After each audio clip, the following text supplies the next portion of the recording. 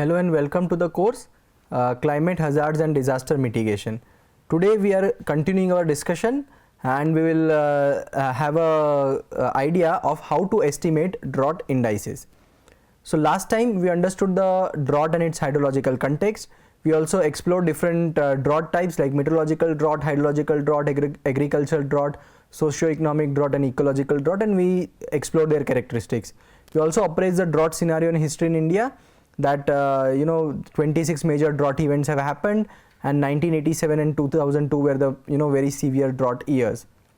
So this lecture's learning objectives are: we'll enlist various drought indices and their data requirements, we'll analyze the application of various drought indices, and finally present a comparative assessment of these drought indices.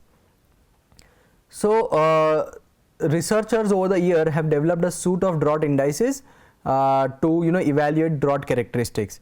Now since drought is a long-term phenomena, so there is something peculiar about drought, that this particular n, that we are assessing drought based on the time scale. So if I say SPI 1, SPI 2 and so on, so here I am trying to accumulate the time period for which I am experiencing drought. So like SPI 12, so consecutive 12 months, then there is a running overlapping window which is going on, where the drought is explored, whether it is a short term or long term changes in the deficit of water availability is analyzed. So when we analyze over different regions and different time scales, that can help us provide a better perspective that what are the short term and long term changes or deficits that are occurring. So coming to the very basic drought index, that is SPI, which is a very popular drought index known as standardized precipitation index. It is a common indicator of drought and it does not require information of the land surface condition. You only require one input, that is the precipitation. So if you have the precipitation data, you can work easily with the SPI. So it is a normalized score which represents departure from mean and expressed in the units of standard deviation. So it is a very simple and spatially invariant metric, and it supports various time scales, like you can do from any time scales, but some of them practice are 3, 6, 9, 12, 24, like that. So if we look at the SPI, it gives an idea about the number of standard deviations above or below that event from the long term mean. So how from the mean that is deviating. So this is a very familiar equation to you. We already discussed when we were discussing trends. So this is a normal distribution curve. So this is a standard normal variate Z. So your SPI, it is a standardized representation of precipitation. So if you want to compute the probability, we will use a normal distribution curve.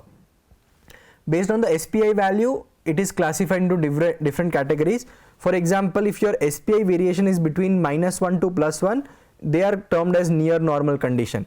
In some studies, they take a threshold of 0.8 as well, or 0.5. So it depends upon the study.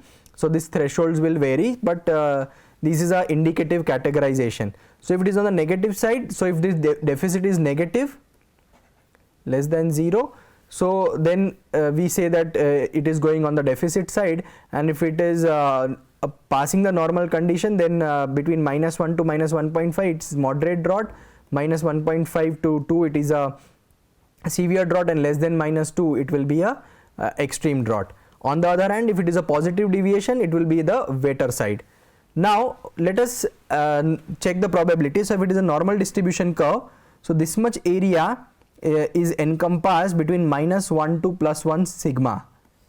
So that totals to 68%. So if your SPI value is between -1 to +1, the probability is 68%. Then -1 to 1.5 and likewise +1 to 1.5, 9.2%. And then -1.5 to -2, it is 4.4%, less than -2, 2.3%. So if your value is less than -2, then your probability is very low, and that is why it is termed as an extreme drought, because the probability of occurrence is very nominal, very less. Now to estimate SPI, you first need to calculate n month. You need to fix the n month time scale, and based on that you will go on accumulating your precipitation. So you require monthly precipitation time series. So on monthly scale you can process your time series, and so if you have 30 values in a month, just sum it up, or 31 values, so that will give you the monthly time series. So like that, in 1 year you will have such 12 values for each month, and into n number of years, so that much monthly time series you will have, and those monthly time series will be used to estimate SPI. So you can see this is a representative sketch being given, then how the SPI is estimated. Now what is the significance of calculating SPI over different time periods? If we are accumulating for a shorter time period like SPI 1 or 3, that is 1 month and 3 month, then it will give us immediate impact such as reduced soil moisture, there is a reduction in snowpack, or some smaller changes in the flow. If you are accumulating for the medium period like 3 to 12 months, then it will give us a better indication of reduced stream flow or reservoir storage deficit. And if you are estimating for a longer accumulation period 12 to 48 months, it will give you a better indication of the reduction in reservoir storage, which is a carryover storage, and depletion in groundwater or recharge conditions. So that is what the significance of the accumulation period is. What are the limitations? The major limitation is that some studies have mentioned that potential evapotranspiration should be included, because that is a major loss factor when we talk about water deficit, but it is neglected when we talk about SPI. And secondly, for long term and accurate data, some local conditions should be incorporated, which is not usually done when we talk about SPI. So some studies have suggested if you take 6-month SPI scale, you can get an idea about seasonal drought, and 12-month for a medium drought, and 24-month for the long-term drought analysis. Now let us understand the process of SPI. So you have prepared a monthly time series, that is we already discussed. The data for at least 30 years should be there, so that you capture the entire spectrum of variability. Now there are two approaches to it. We have already discussed what is parametric and non-parametric. So parametric approach, here we fit a gamma distribution, and in non-parametric approach we will go by a Green-Gordon plotting position. So we have seen Green-Gordon plotting position when we were discussing the flood frequency analysis. So these are the 4 equations. So this is the equation of gamma distribution, and in which the parameters like alpha and beta are calculated such that, so this A parameter is a part of your alpha parameter. So alpha is your shape factor and beta is your scale factor. So it is a 2-parameter distribution we are considering, where x bar is your mean and n is a number of observations.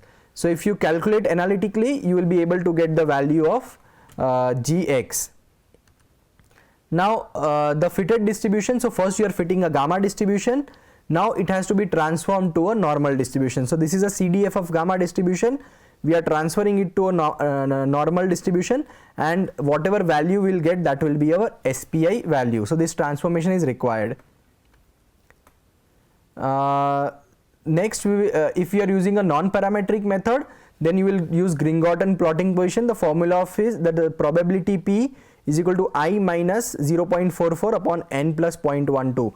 So what we do in a plotting position, first we sort the data in descending order, then we rank the observation, and after ranking we find the probability of those observations. So once we have that probability, we take an inverse of the probability.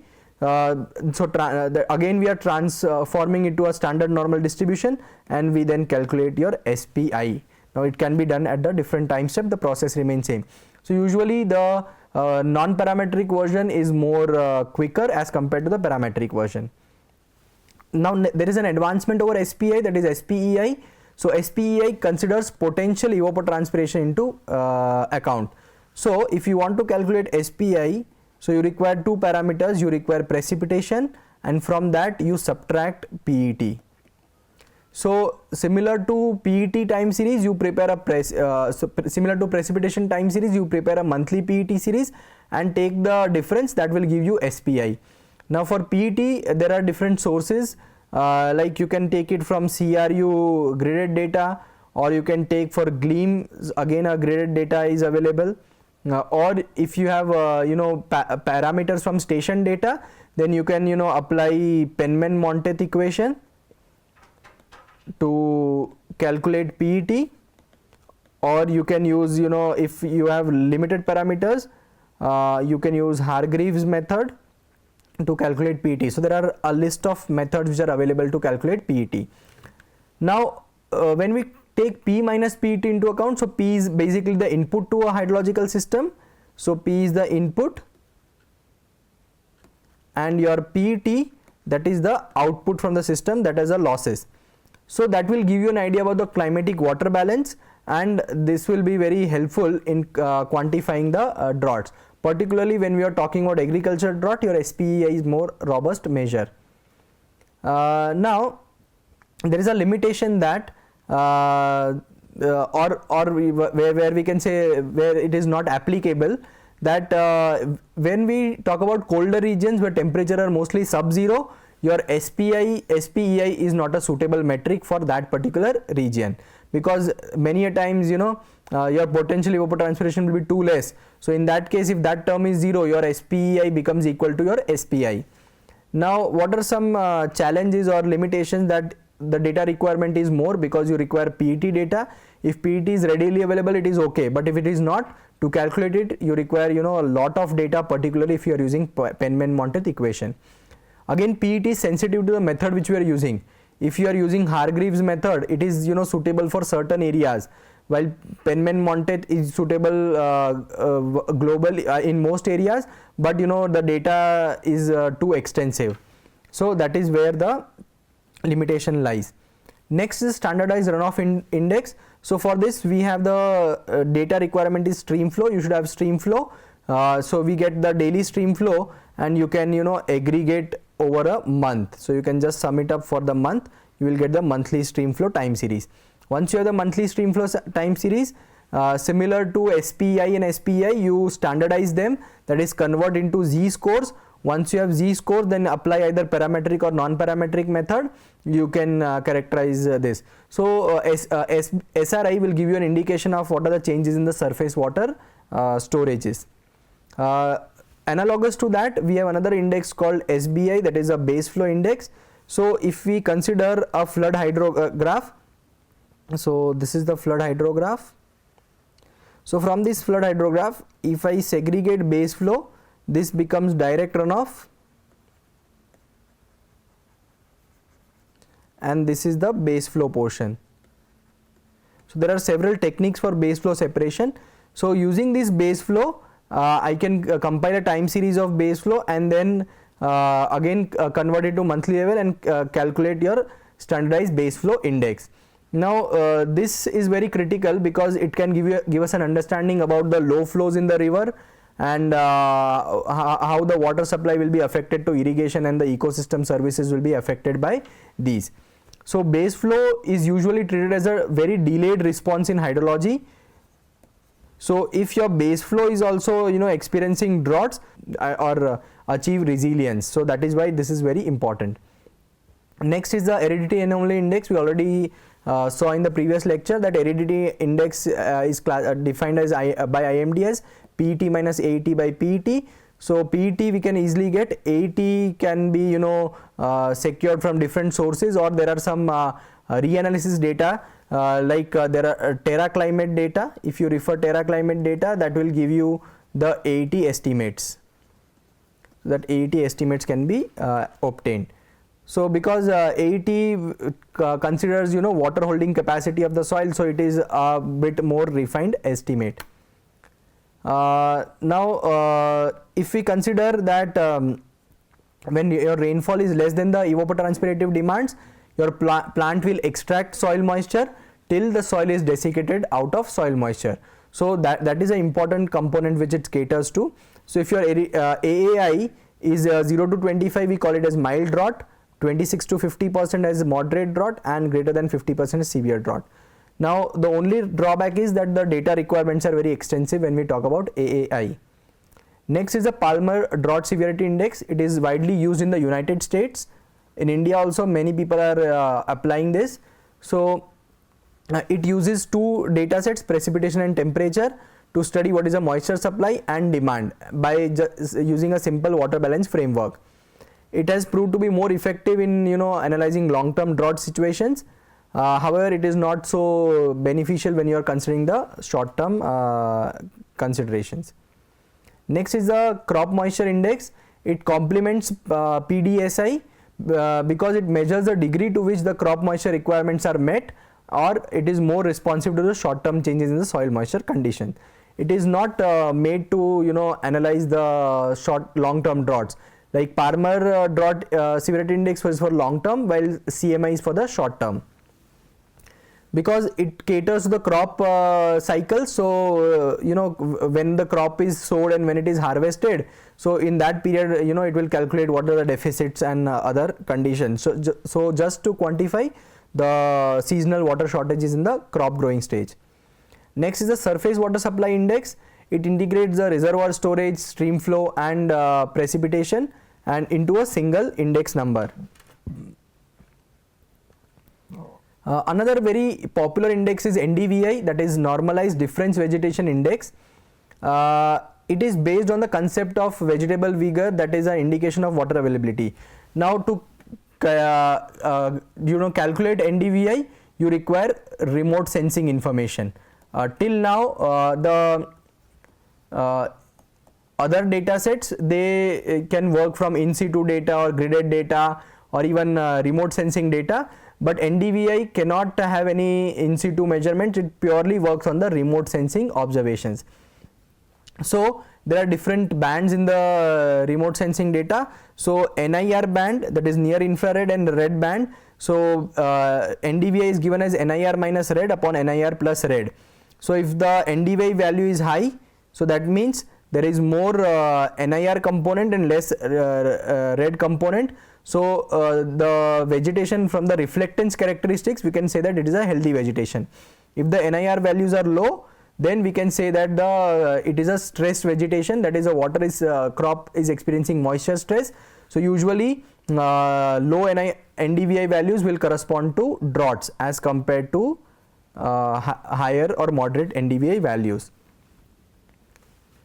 So when we can also validate these results with, let us say if you have done an SPI or SPI analysis, you can just correlate your results with NDVI to get a more better picture that whether it is clearly reflected or not. So you can see here there are different color combination and NDVI values. So if it is 0.621, it is represented by dark green color, which shows healthy vegetation. If it is between 0.2 and 0.6, it is yellow green, so it is early growth or stress conditions. If it is 0 to 0.2, it is shown by orange color, which shows damaged vegetation or poor growth, or it can be post harvest stage also. So you have to interpret depending upon the crop cycle. You cannot assume it just depending upon the color. It has to have a physical basis as well. And if it is negative, that is shown by red, then there is no vegetation or bare soil, or there are dead plants. So in this image you can clearly see that it is showing a higher value of NDVI, that so that means there is a presence of healthy vegetation. Here you can see that in most areas it is damaged vegetation, or there is orange and red are more predominant, or there is no vegetation which is available. So such cases are more likely to experience or classify as drought because of the persistence low NDVI values. Another index is NDWI, which is again derived from remote sensing observations. So NDWI is a ratio of green minus NIR to green plus NIR. Now this formula might change depending upon the satellite imagery you are considering. If you are considering different satellite sources, because they might have different bands, so their definition is different. So if you are referring to a particular satellite source, make sure priorly that which definition you are going to follow. Now what is the use of NDWI? It is used to map the water bodies, because it gives you an idea about the water extent, till what extent the water is spread. You can also see what are the seasonal water changes, flood and drought conditions. So higher value of NDWI will be associated with floods and lower value with the droughts. And you can also check the irrigation patterns of the field, how the irrigation values are there. So as indicated, higher values of NDVI, that is more surface wetness. So if you can combine NDWI with NDVI, you can get both the information together, that what changes in the moisture levels as well as the vegetation growth is happening. There is another index called MAI, that is Moisture Adequacy Index. This is obtained from a weekly water balance, so it runs on a weekly time scale. Now drought impact is related to moisture availability for certain crop growth stages, because when the crop is growing, the water availability is very high as compared to the other stages. So it is defined for different growth stages, and then it is integrated into a single value. So this index is developed by CASRI, that is Central Arid Zone Research Institute, and is used for monitoring agriculture drought primarily in the arid region. So how it is expressed as MAI is that is a ratio of AE upon PE, that is ratio of actual evapotranspiration to the potential evapotranspiration during the phenological stages of the crop growth. So there are different phenological stages, right, from sowing to active growth stage, then maturity and harvest. So there are different growth stages, and in that we can assess this. Now let us compare the different drought indices. Starting from AAI, so you can see that AAI is the what are the data requirements? You require AET and PET. So it is very easy to compute, but it is not applicable for long-term analysis. It takes water balance into account. Then there is a deciles index. What decile index does? It divides your precipitation into different equal deciles of 10 percentile each, and based on that it classifies whether it is drought or not. It is a simpler approach, but temperature is not considered in decile. Then you come to percentage of normal precipitation, PNP. Here the minimum 30 years of data is required for that. It is quick and easy, but you cannot compare across different climate regions. SPI, it is more robust. There is no data requirement as such. Negative values will quantify drought. It is a very simpler metric suitable for all climate regions, but the drawback is temperature is not accounted. Then you have a WASP, that is weighted anomaly standardized precipitation. It adopts grid based monthly precipitation, so you require gridded data. It can be used to calculate both monthly and annual time scales. It is simpler but not suitable for arid regions, mostly for tropical regions. Aridity index, you require T, that is temperature and precipitation. For all climate regimes you can use it. It is also suitable for shorter time scales, but it does not account for carryover of dryness. Then drought area index, again used for only monsoon rainfall, because it takes into account the contribution of monsoon rainfall, and it is not universally applicable. Drought reconnaissance index, DRI, it requires temperature and precipitation both. It works on a monthly time scale. It represents a very simplified water balance equation. It is more better or representative than SPI, but it does not have flexibility. It also has a flexibility for multiple time steps, but your PET estimates are only temperature based, because PET involves wind, relative humidity, sunshine, etc., but it is only a temperature based estimate. Palmer drought severity index, it is used for monthly scale. It considers moisture received and moisture stored in the soil, which is very widely used for agriculture drought identification. It considers water balance and soil data, so that is where its robustness lies, but it cannot be used for short term droughts. Then you have rainfall anomaly index. It is used for agriculture drought, very easy to calculate. It requires considerable continuous data. Last is SPEI. So SPEI accounts for temperature variations. It is used for all climate types. The only drawback is sometimes the data availability can be a constraint. Otherwise, it is a very updated version of the drought index. So what are our key takeaways from this lecture? We have explored variety of drought indices which can be used to calculate the intensity of drought, their duration and frequency across various spatial and temporal scales. We have also analyzed statistical and probabilistic approach like parametric and non-parametric approach to estimate the drought indices like SPI, SPEI, SRI, etc. If we are estimating drought indices, we can they can help us in monitoring early warning of drought and what are the impacts which are there, and that can in longer run support drought planning and management. Also, there is one caveat that not a single index fits for all purposes. We should always check the data availability first thing, then we should check what is the applicability for what purpose we are doing, and if required you can compile multiple indices to provide a better comparison. So here's an activity suggestion for you. You can use monthly precipitation data. You have already the data we have downloaded from IMD 0.25 degree. So just take one particular grid, and for that for one grid you convert a monthly time series of precipitation. Ensure that you have minimum 30 years of data, and then 10 years is also fine if you want to derive SPI, but longer the data is much easier.